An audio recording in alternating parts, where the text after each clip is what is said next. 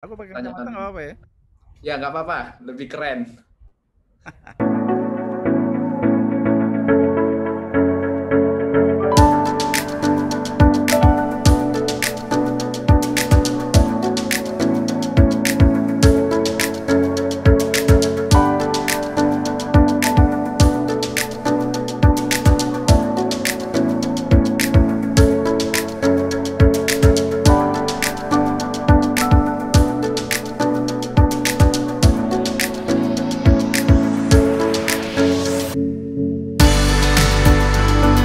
Ya, terima kasih pertama-tama sudah bisa menghadiri podcast virtual saya, Jenderal. Dan hari ini saya akan berikan berbagai pertanyaan tentunya mengenai penanggulangan terorisme dan juga persatuan Indonesia. Jadi yang Aku pakai kacamata nggak pertanyaan, apa-apa ya? ya nggak apa-apa, lebih keren. Ini silo banget ini. Shiny day. Ya, Di pantai ya, Pak? iya, benar. Kita pas ada acara ya. Baik.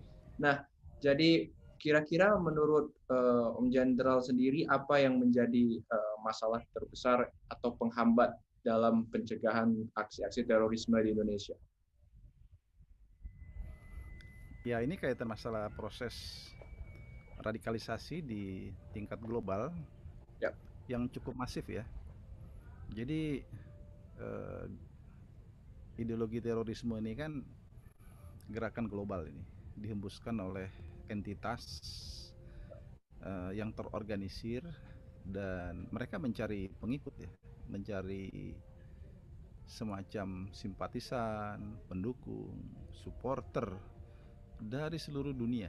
Jadi bukan Indonesia saja yang terkena dampak ini, tapi juga ini merupakan gerakan global yang juga sangat berdampak terhadap kita karena yang disebarkan ini juga virus ya, virus radikal intoleran yang menjadi ciri khas dari karakter ideologi terorisme ini. Jadi ini gerakan masif.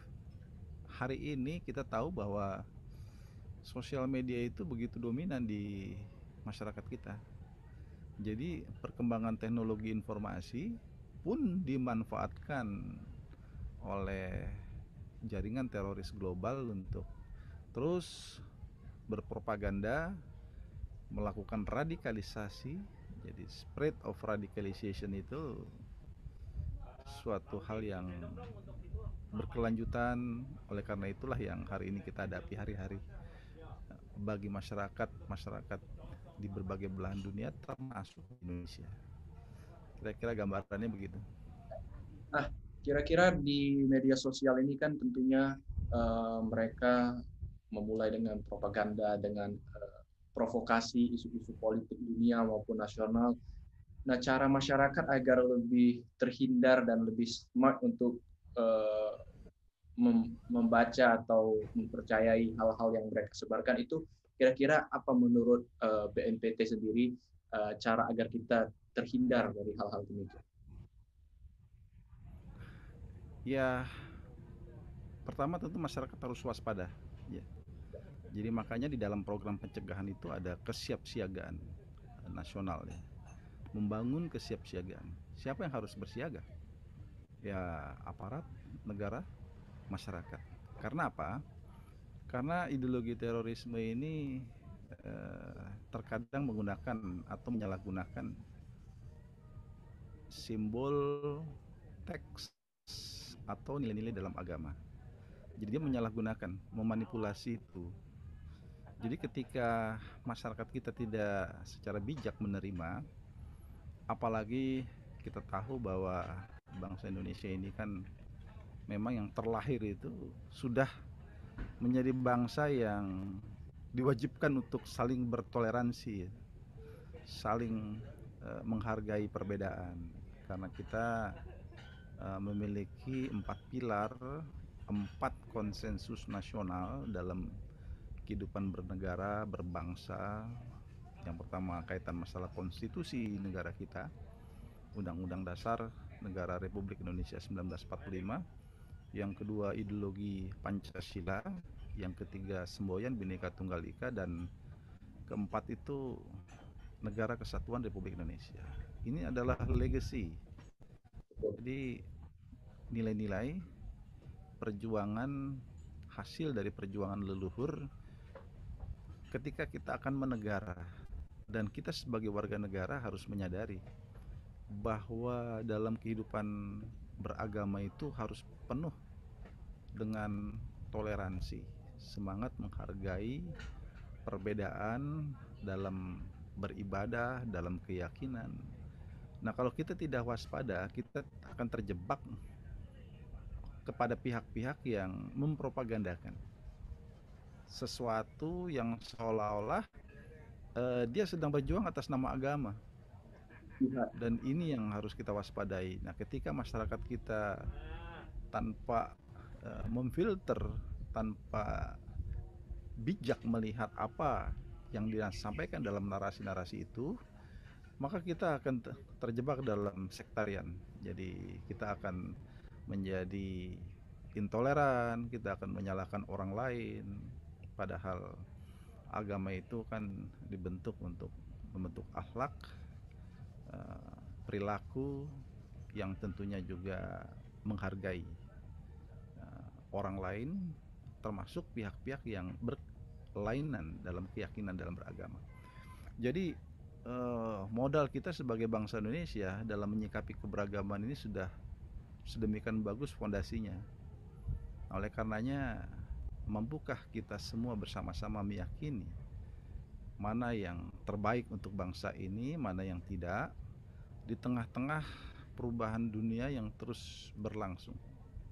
Jadi perubahan dunia ini bergerak terus setiap hari, sangat dinamis, dan faktor-faktor eksternal banyak berpengaruh terhadap cara berpikir kita. Nah, oleh karena itulah kita sebagai bangsa Indonesia harus secara bijak melihat fenomena itu, dan kemudian kita harus waspada dengan adanya yang dengan sengaja menebar isu-isu dengan mengedepankan intoleransi. Nah, ini bisa menjadi benih-benih dari suatu kondisi perbuatan yang mengarah kepada terorisme. Itu. Dan Mas, saya baca juga statistiknya di dunia, baik di Indonesia juga, mereka targetnya sepertinya memang anak-anak muda ya. Seperti benar. saya misalnya, anak muda seperti saya. Ya, mereka berpikir merekrut anak muda lebih potensial karena anak muda itu punya idealisme, punya karakter berani, sedang mencari jati diri. Jadi ketika dia melihat sesuatu yang baru dan itu tanpa di backup dengan pemahaman, pengetahuan yang cukup, bisa-bisa ideologi kekerasan yang diusung oleh ideologi terorisme dianggap sebagai sesuatu yang baik. Nah, ini yang kita harus hati-hati. Jadi jangan sampai nanti ada orang menawarkan kekerasan-kekerasan dalam pencapaian tujuan, itu akhirnya dianggap sebagai sebuah kebaikan. Padahal di situ dia ya melakukan aktivitas yang bisa jadi bertentangan dengan nilai-nilai agama, menyakiti satu sama lainnya, melakukan tindakan destruktif, bahkan tidak sungkan-sungkan menghilangkan nyawa orang lain. Nah, itulah karakter dari ideologi terorisme yang intoleran, yang anti kepada kemapanan, anti konstitusi, dan kemudian mereka kadang-kadang anti kemanusiaan. Tetapi mereka berdalil seolah-olah sedang dalam posisi memperjuangkan sesuatu yang menurut mereka katanya sejalan dengan nilai-nilai agama yang mereka yakini. Dan at the end of the day, pada akhirnya mereka juga anti agama sebenarnya ya. Iya, jadi kalau sudah masuk dalam pemikiran itu, pemikiran kelompok radikal intoleran, biasanya untuk keluar itu sudah sulit ya. Jadi pernah saya sampaikan ini seperti jebakan Batman nih. Orang sudah masuk, tidak tahu mau keluarnya lewat pintu mana gitu. akhirnya asik sendiri melakukan kegiatan-kegiatan itu sampai dia menghadapi suatu masalah yang serius dalam hidup.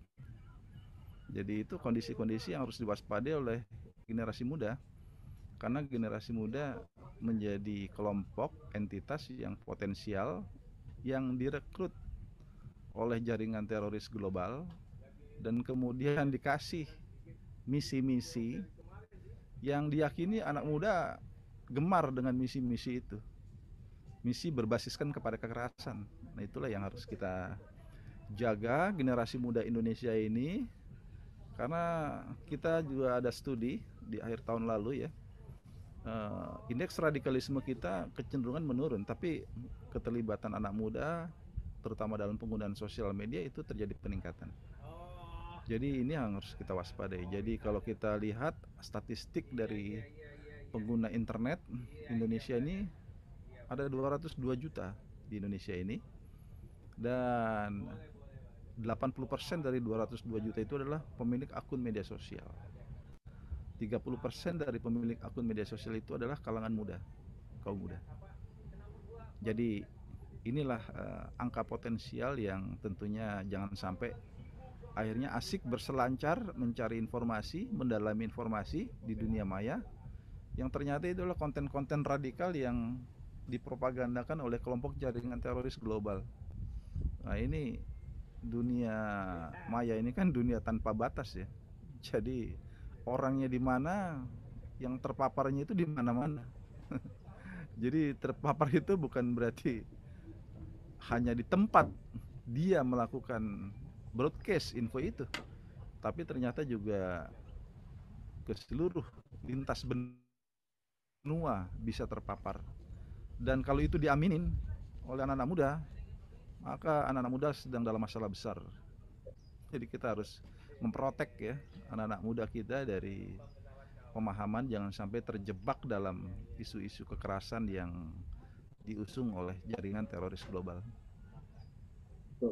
Nah, kalau misalnya BNPT ini sudah menangkap teroris yang sangat berbahaya, baik juga dengan simpatisan-simpatisan mereka, mungkin anak-anak muda yang sudah terinfluence dengan ideologi-ideologi mereka. Nah, kira-kira bisakah Om General beri contoh apa cara deradikalisasi atau kontraradikalisasi terhadap simpatisan-simpatisan ini? Biasanya kira-kira apa yang dilaksanakan?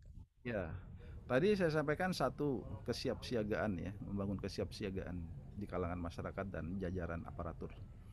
Nah, yang kedua dan ketiga ini yang saya belum jelaskan ya. Nah, ada lagi kontraradikalisasi. Jadi dalam kontra ini kita tentunya juga terutama di kalangan dunia maya, kita juga merekrut anak-anak muda.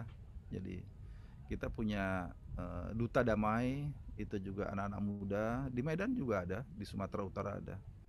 Mereka kreatif. Bahkan beberapa bulan lalu kita kumpulkan di Danau Toba ya. Kita undang dari sejumlah provinsi, kita konsolidasi di sana dan kita memberikan semacam ya gambaran-gambaran lah kepada anak-anak muda yang merupakan duta damai kita. Jadi duta damai itu dia memproduksi konten-konten yang tentunya diharapkan menjadi penawar ya, lahirnya atau maraknya konten-konten radikal di dunia maya, dan kemudian membuat konten-konten agar bangsa ini tetap terus membangun suasana kebersamaan, hidup harmoni di tengah perbedaan, tetap mengedepankan semangat bertoleransi. Jadi seperti itu. Jadi kita kasih spirit kepada anak-anak muda untuk membuat konten-konten yang berlatar belakang penghormatan kita terhadap nilai-nilai luhur bangsa kita.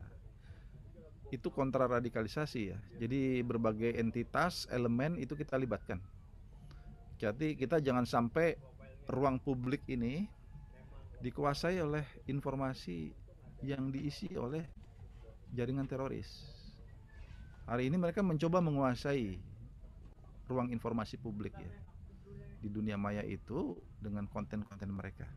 Nah, ini kita harus kontra dengan kontra narasi, kontra ideologi, kontra propaganda yang Kita harus yakinkan